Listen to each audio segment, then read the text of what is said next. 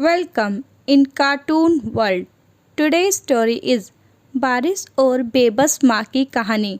बच्चों, अगर आपको हमारी कहानियाँ पसंद आती हैं तो हमारे चैनल कार्टून वर्ल्ड को सब्सक्राइब करें, वीडियो को लाइक। एक समय की बात है, रानीपुर नाम के जंगल में सभी पक्षी आराम से रहा करते थे।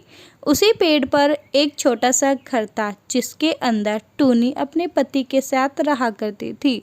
अजी सुनिए, आप पूरा दिन ही घर में आराम करते रहते हैं और मैं पूरा दिन मेहनत करने के बाद इस घर को चलाती हूँ।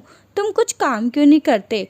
टूनी, ये बात कह के तुम मुझे गुस्सा दिला रही हो। मैंने तुम्हें कुछ करने के लिए नहीं कहा और मुझसे कुछ काम करने के लिए भी मत करो। तो क्या ऐसे ही घर चल जाएगा? इसी तरह से दिन बीत रहे थे।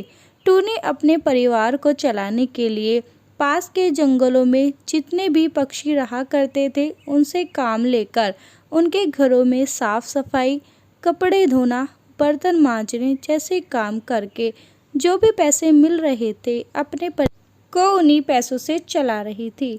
समय बीतता जा रहा था।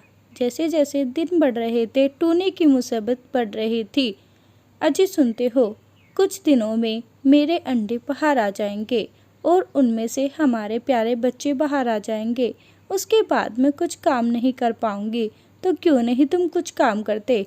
यह सुनकर कबूतर टूनी चिड़िया को गुस्से में छोड़कर चला जाता है। अरे सुनिए, आप कहाँ जा रहे हैं मुझे छोड़कर? पर वो उसकी एक नहीं सुनता और जंगल छोड़कर चला जाता है। हे भगवान, इनको न जाने क्या हुआ है। ऐसी हालत में मैं क्या करूं? मेरे बच्चे भी आने वाले हैं और ये मुझे अपने आप छोड़कर चले गए। अब मैं कैसे करूंगी? ऐसे ही दिन बीतते चले गए। टूनी अपने आप को पालने के लिए, अपने बच्चों के लिए अब भी दूसरों के घरों में काम कर रही थी। हे भगवान, मेरे बच्चों को सलामत रखना।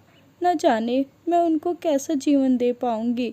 ये तो मुझे छोड़कर चले गए, पर मैं अपने बच्चों की परवरिश आराम से करूंगी। फिर कुछ समय बाद बारिश होना स्टार्ट हो गई। बारिश इतनी तेज थी कि टूनी को घर से बाहर जाने का समय ही नहीं मिला और ना ही वह भोजन इकट्ठा कर पाई।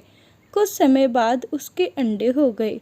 हे भगवान, मेरे तो अंडों से बच्चे भी बाहर आ गए हैं और ये भूख से बिलबिला रहे हैं। माँ, माँ, हमें कुछ खाने को दो माँ, बहुत भूख लगी है। हमने दिन भर से कुछ नहीं खाया।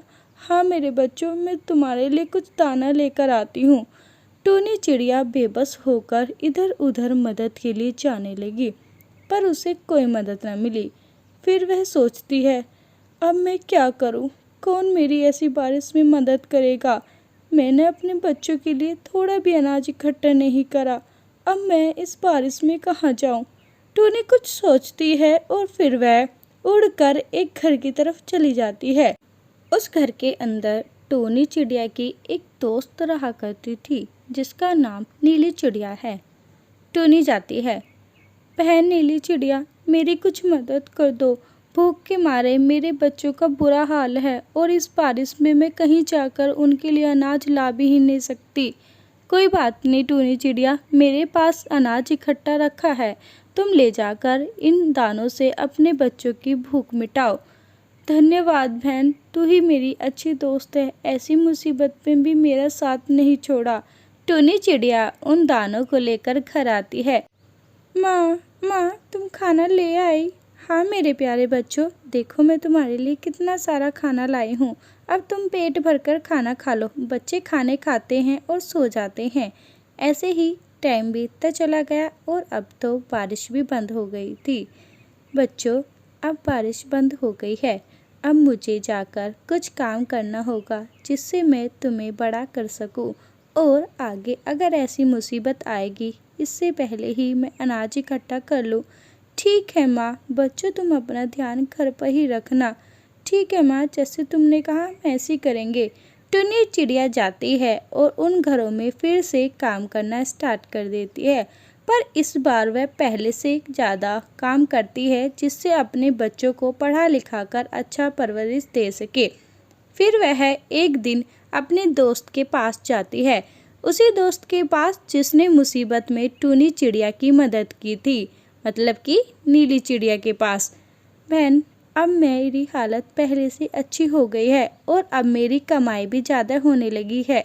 मैं तुम्हारा वो अनाज लौटाने आई हूँ जो तुमने मेरा मुसीबत में दिया। कोई बात नहीं टूनी, दोस्त दोस्त के काम आता है। टूनी अनाज दे देती है और फिर घर आती है।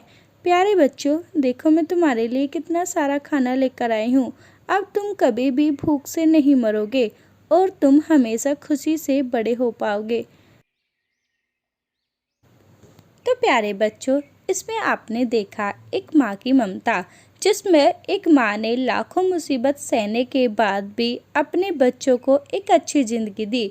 उसी तरह से हमारे माँ बाप भी होते हैं जो हमें बड़ा करने के लिए, पढ़ाने के लिए बहुत सारी मेहनत और मुसीबतों का सामना भी करते हैं। इसलिए हमें अपने मम्मी पापा का हमेशा रिस्पेक्ट करनी चाहिए। जो वो कहते हैं हमेशा मानना चाहिए, क्योंकि वो हमें बहुत प्यार करते हैं। वीडियो कैसी लगी कमेंट करें, चैनल सब्सक्राइब कर दें।